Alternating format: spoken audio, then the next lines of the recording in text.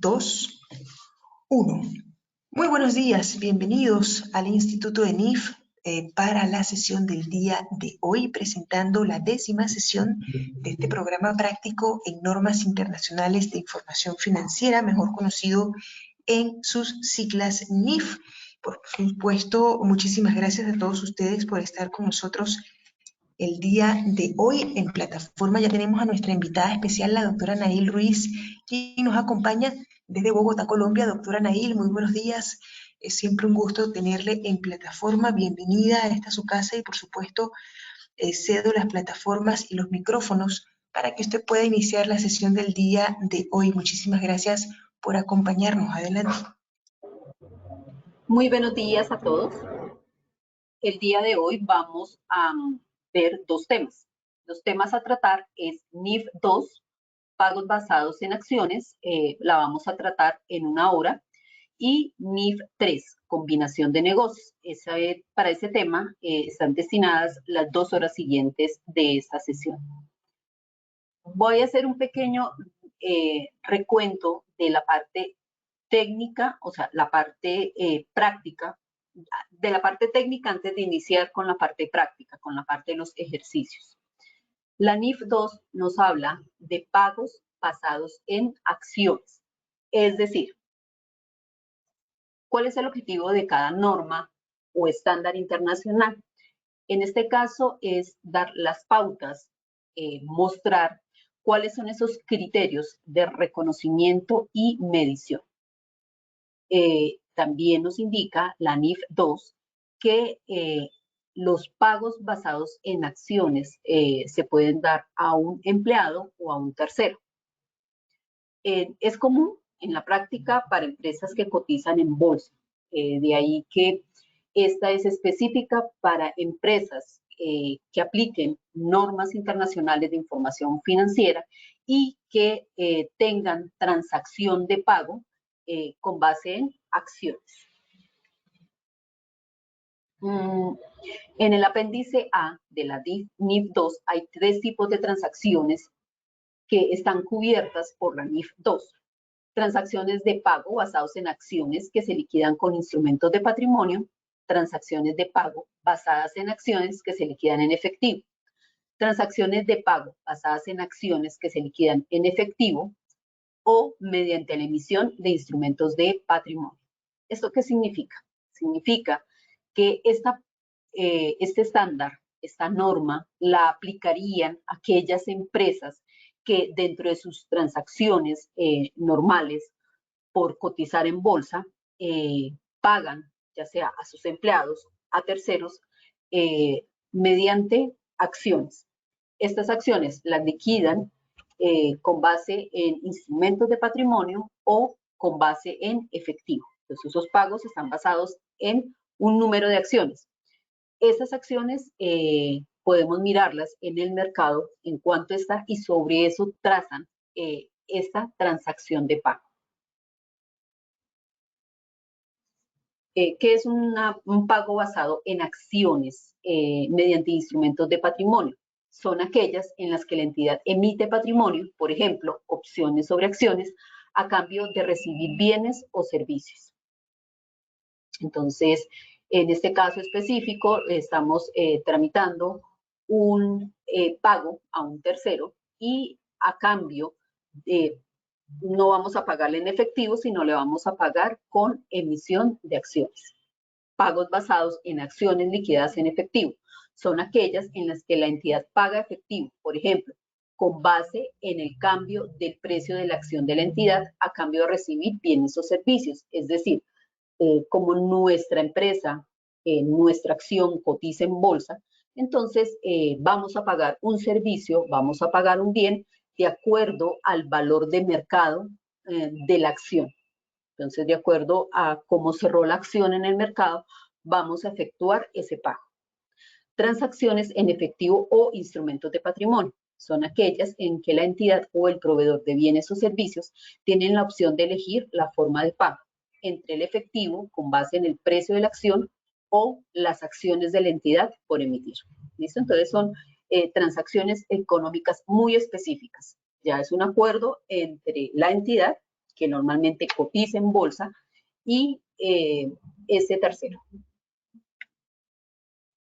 Cubre los servicios de empleados, proveedores, que reciben a cambio de la emisión de instrumentos de patrimonio. Para servicios o bienes recibidos de proveedores, se usa el valor razonable de los bienes o servicios recibidos. Para los empleados con opciones sobre acciones, se usa el valor razonable otorgado a la opción accionaria. Entonces, un empleado, veamos un ejemplo, recibe una promesa de una prima en efectivo con base en el movimiento futuro del precio de la acción de la entidad. Estas se miden a valor razonable del pasivo y en la nueva medición en cada fecha de reporte y la fecha de liquidación. Y los cambios en el valor de ese pasivo deben ser reconocidos en el resultado. Entonces, por ejemplo, somos una empresa que cotiza en bolsa, nuestra acción tiene un precio de mercado y a nuestros altos ejecutivos les vamos a dar una prima en efectivo, es decir, de acuerdo a los cambios del valor de la acción, sobre esa vamos a tasar el valor de ese pasivo, de esa cuenta por pagar, de ese beneficio empleado que le vamos a entregar a nuestro empleado.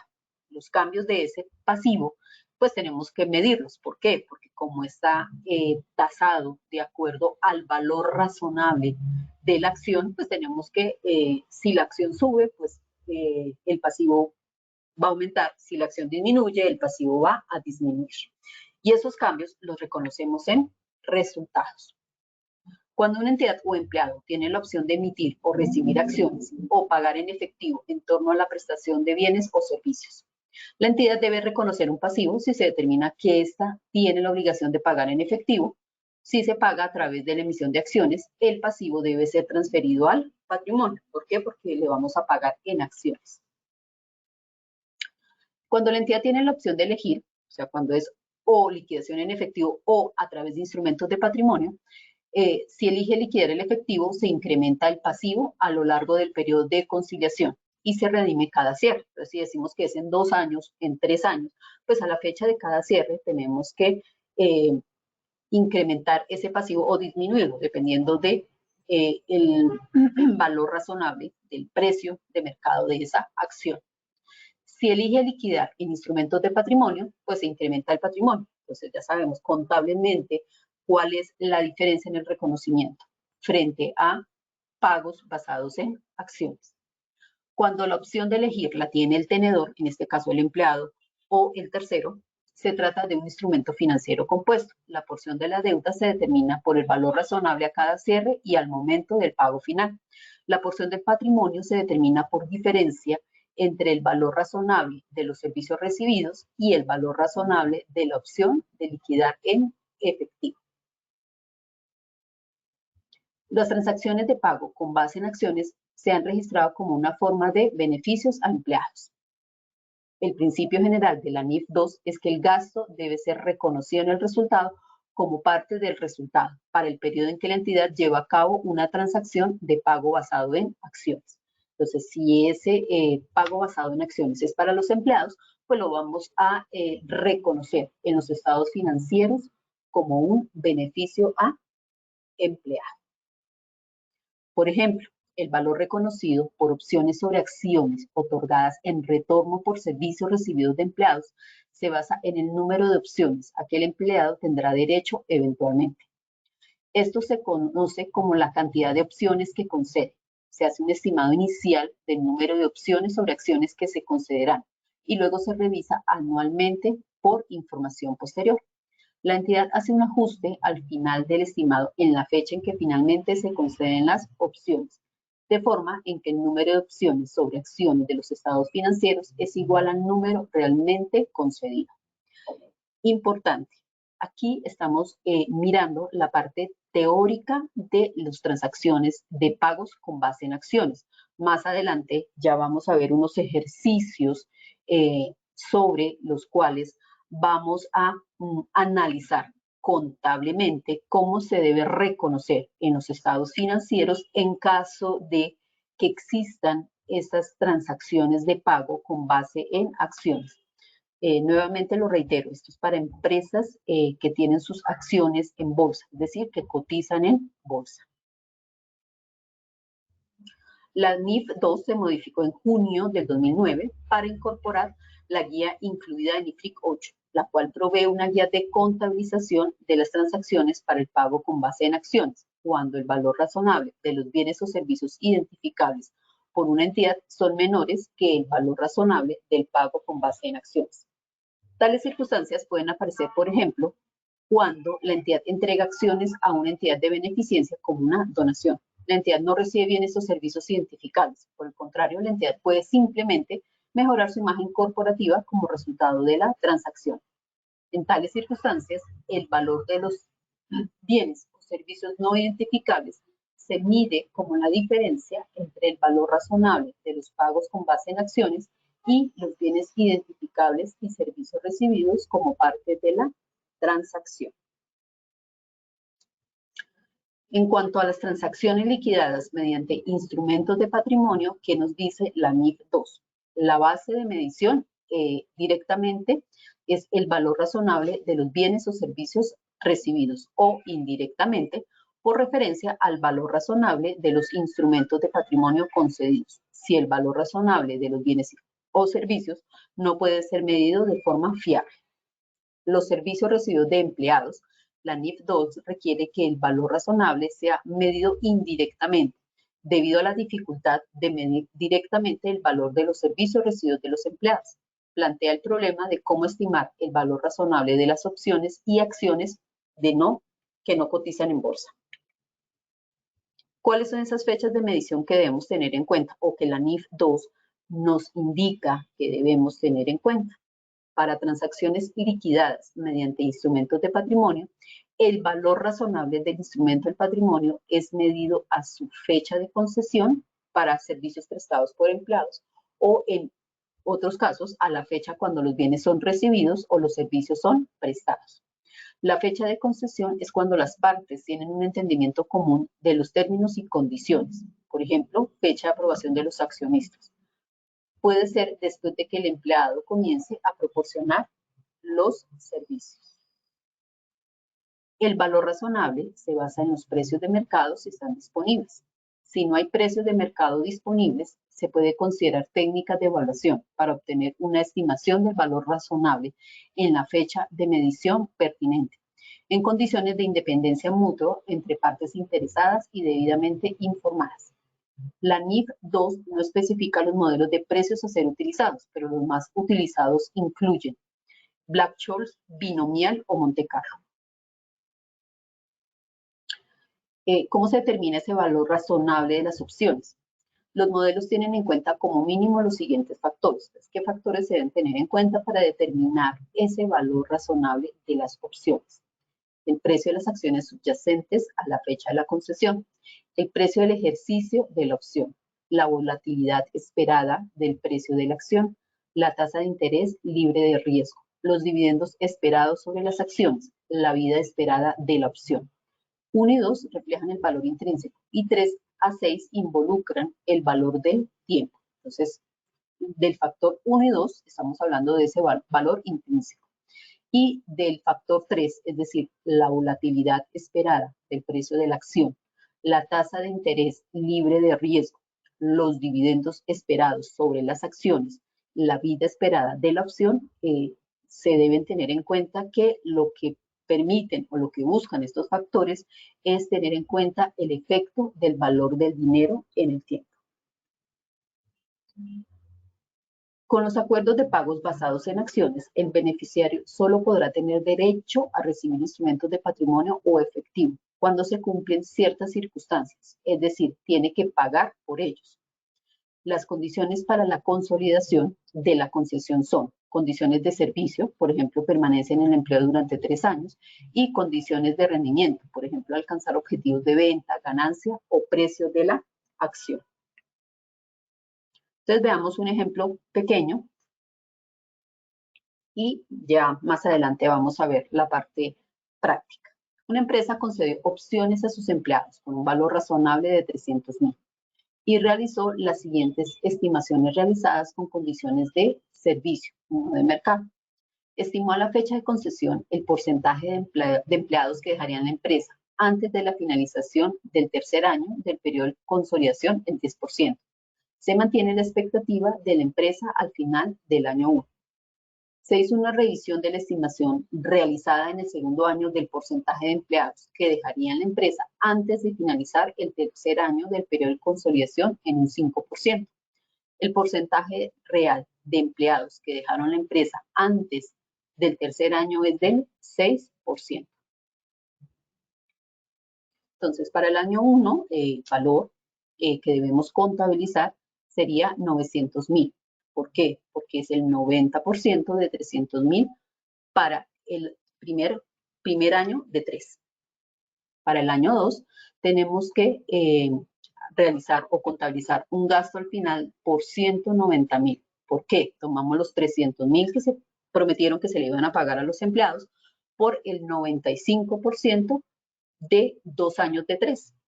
Debido a un cambio en las estimaciones contables del porcentaje de empleados que dejaría la empresa, se reconoció un aumento de 100.000. ¿Por qué? Porque habíamos contabilizado un pasivo en el año 1 por 90.000. Para el año 2 ya no es de 90.000, sino aumentó ese pasivo a 190.000. Por lo tanto, debido a esas estimaciones contables, aumentó el porcentaje de empleados que dejaría la empresa. Por lo tanto, aumentamos el pasivo de 90.000 a 190.000. Significaría que tendríamos que reconocer un gasto de 100.000. Al final del año 3, señora. Perdone que le interrumpa, doctora. Quisiera confirmar, ¿usted está usando únicamente el PDF de la presentación o tiene alguna otra pantalla? En este momento estoy utilizando solo el PDF. Ya más adelante vamos Ya. a utilizar el Excel. Perfecto, doctora. Entonces aclaro a todas las personas que me han escrito por chat que en este momento estamos viendo la parte teórica, según entiendo. Doctora, usted me corrige, y señor. luego estaremos viendo la parte práctica. Sí, señor. Sí, es que les hacía la claridad que este tema es específico para un tipo de empresas. Ya vamos a realizar la parte práctica. Incluso en pantalla estoy mostrando contablemente cómo se debe reconocer un pago basado en acciones. El ejercicio básicamente lo que nos dice es que se concedieron opciones a sus empleados con un valor razonable de 300.000. Entonces, ¿qué tenemos que hacer? Tenemos que reconocer un pasivo. El pasivo se va a entregar, ese pasivo es hasta el año 3. ¿Por qué? Porque las condiciones es al tercer año del periodo de consolidación de esas opciones sobre el servicio de los empleados. ¿Qué nos está indicando aquí la presentación? Nos está indicando cómo debemos hacer ese reconocimiento contable. Es decir, en nuestra presentación, que ya la vamos a ver, vamos a dejar este material, obviamente es para todos ustedes, vamos a ver este ejercicio. Entonces, ¿qué es lo que nos está diciendo este ejercicio? Nos está diciendo lo siguiente, nos está diciendo que el valor de la opción al final de los 3 años de los empleados es de 300.000. 300.000 unidades monetarias. Pero este valor va a ser entregado en 3 años.